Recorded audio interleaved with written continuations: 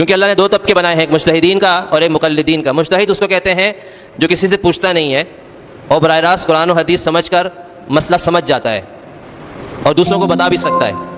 اور دوسرا طبقہ وہ ہے جس کی اتنی صلاحیت ہے ہی نہیں کہ وہ قرآن و حدیث سے مسئلہ سمجھ سکے، تو وہ مجبور ہے کہ کسی اہل علم کی رہنمائی سے دین سیکھے، وہ مقلد کہلاتا ہے۔ تو یہ دو طبقے ہیں۔ تو اگر ہم یہ کہتے ہیں کہ ہم مقلد نہیں ہیں، کہ ہمیں ضرورت نہیں ہے کسی سے علم حاصل کرنے کی، تو پھر یا تو ہم اس مقام پر ہیں جو مجتہد کا مقام ہوتا ہے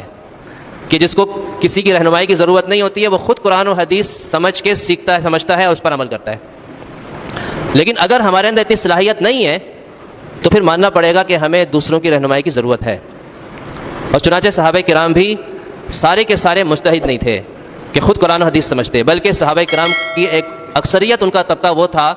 جو صحابہ میں سے اہل علم کی رہنمائی میں چلتے تھے۔